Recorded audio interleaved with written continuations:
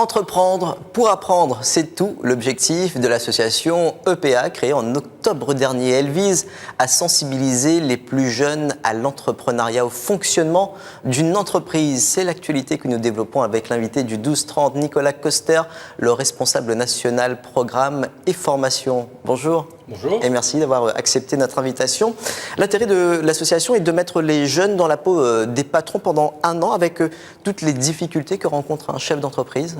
Alors effectivement, l'objectif de l'association Entreprendre pour apprendre, c'est de développer l'esprit d'entreprendre des jeunes à travers une action concrète qui est la réalisation pendant une année scolaire d'une mini-entreprise, donc allant de la phase d'idéation, quel type de bien, quel type de service puis-je produire, jusqu'à la commercialisation réelle d'un bien ou d'un service. Alors EPA accompagne ces jeunes en tant que parrain. Quelles sont les idées qui ont été retenues, qui méritent d'être développées, par exemple? Alors, je peux vous parler du projet qui avait été mené par l'équipe qui a été championne de la Réunion l'année dernière, qui était Soubic Company.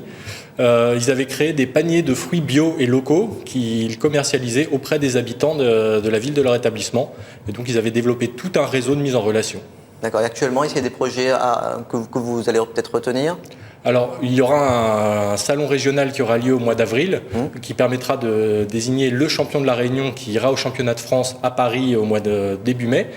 Donc on ne sait pas encore quel produit va être retenu. Pour autant, j'ai déjà rencontré quelques projets qui avaient l'air intéressants, des produits sans gluten, des cadres fleuris, des services de nettoyage ou d'entretien de véhicules. Voilà, énormément de diversité dans les projets qui témoignent bien du bouillonnement créatif des jeunes. Alors quels sont les avantages et les inconvénients de travailler avec des collégiens, des lycéens ?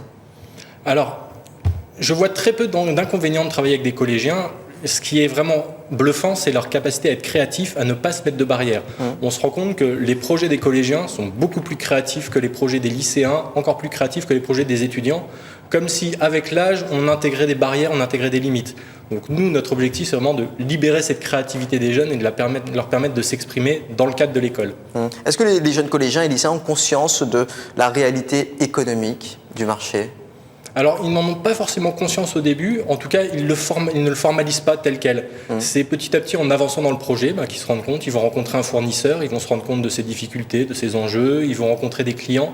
Et petit à petit, on sème des graines qui vont amener plus tard à développer des vraies compétences et des vraies capacités à analyser son environnement, essayer de le comprendre pour en bâtir un projet. En fait, vous n'attendez pas que les startups naissent, vous les faites naître. Exactement. L'association est composée de l'Académie de la Réunion, du MEDEF et de plusieurs entreprises. Quelle est la place finalement des syndicats, le Code du travail ? Écoutez, nous au niveau d'EPA, on est un exercice pédagogique, c'est-à-dire qu'on propose aux jeunes un cadre pour s'essayer à la création d'entreprise. L'entreprise, même si elle commercialise pour de vrai un bien ou un service, n'est pas une vraie entreprise. On leur propose, s'ils le souhaitent et si l'enseignant le souhaite l'intégrer dans son cours, d'aller jusqu'à, pourquoi pas, réfléchir à l'élection des délégués du personnel, du comité d'entreprise, des relations sociales au sein de l'entreprise. Je dirais qu'on s'adapte à la réalité du monde et à la réalité du monde économique. Donc, ce serait pas. On pourrait peut-être voir un jour, par exemple, la CGTR intégrer l'association. Je dirais pourquoi pas, s'ils ont envie de travailler avec nous sur les questions d'employabilité des jeunes et sur la relation entre l'école et l'entreprise, une relation qui soit constructive, on accueille toutes les bonnes volontés. L'idée, c'est pas aussi de piquer des idées aux jeunes ?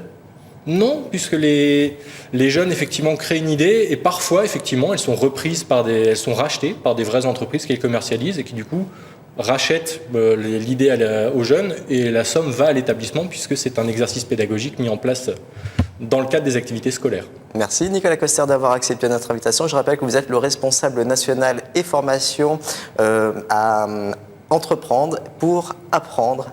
Merci beaucoup d'avoir accepté notre invitation. Merci à vous.